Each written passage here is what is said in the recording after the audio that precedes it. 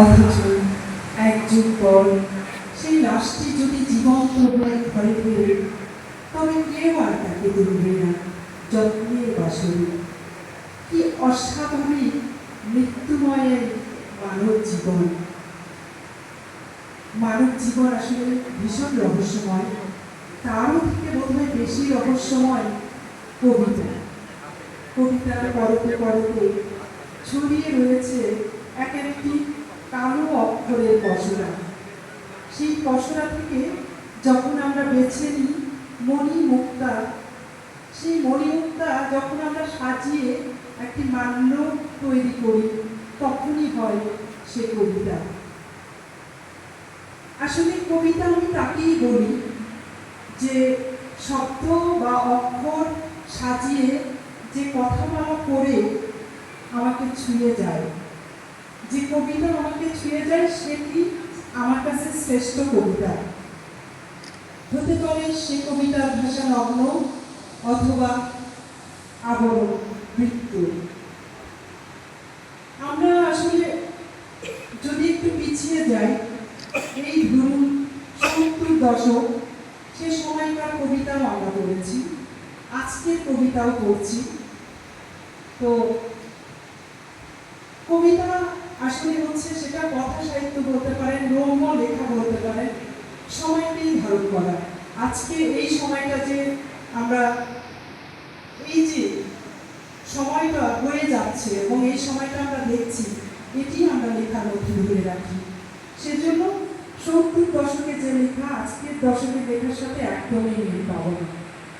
তো আসলে আমি খুবই কম কথা বলতে চাচ্ছি, তার মধ্যে দু একটি কথা বলতেই হয়। এখনকার যুগের অনেক কবিতা আমি পড়তেই পারি না, বুঝতেই পারি না। কখনো কখনো রিচু রেজওয়ান, বিখ্যাত কবি, অনেক সুনাম তার, একদম ওনার লেখা পড়ি কিন্তু বুঝি না। আমি বলেছি ওনাকে, আমাদের মঞ্চে আছেন, কিন্তু কবিতা পড়তে ভালো লাগে, মনে হয় কোথায় যেন আমি কিছু একটা পাচ্ছি, বারবার পড়তে চাচ্ছি। ওই কবিতায় অসংখ্যবার পড়ছি, আমার হৃদয় একদম ভিজে যাচ্ছে, কি যেন বুঝতে চাইছে, কিন্তু আমি বক্তব্য দিতে পারছি না যে রিজু ভাই আসলে কি বলতে চাইছে। তো কখনো কখনো নীরবতায় অনেক বড় কবিতা হয়ে ওঠে। সেটি আজকের কবিতা যা আমরা লিখছি। এবং যখন মানুষ কথা বলার শক্তি হারিয়ে ফেলে, যখন মানুষ সরাসরি একটা দুঃখবোধ প্রকাশ করার শক্তি হারিয়ে ফেলে, তখনই বিমূর্ত কবিতার জন্ম হয়। আর 70 দশকে 80 দশকে আমরা যে কবিতা পড়েছি, ভাবতে হারামজাদা, নইলে মানচিত্র ছিঁড়ে খাবো, এই ধরনের কবিতা, এই ধরনের কবিতা আসলে রক্তকে খলবল করে তোলে, চমৎকার একটা দ্রোহের সৃষ্টি করে, কিন্তু কোথায় যেন আরো কিছু পাওয়ার তীব্রতা থেকেই যায়।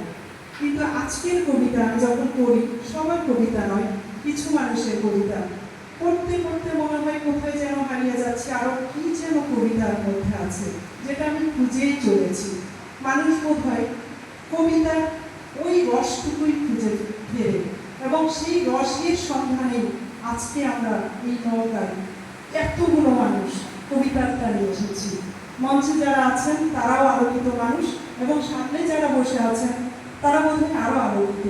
তাদের সামনে কথা বলাটা সত্যি আমার জন্য তো ভীষণ হয়নি, তারপরেও বলছি। আর কবিতা এরকম যে মৃত্যু এবং বেঁচে থাকার মাঝামাঝি যে সময়, সে সময়টা আমার কাছে বিমূর্ত মনে হয়। কারণ জন্মটাও খুব বেশি করে আমার মনে পড়ে না, আবার মৃত্যুটা কি করে হবে সেটাও আমার কাছে রহস্যের মতো। তো মাঝখানের সময়টা যেটুকু যাপন করি, সেই যাপনটুকু আমার কাছে কবিতা। ধন্যবাদ সকলকে, আর অভিনন্দন জানাচ্ছি আমার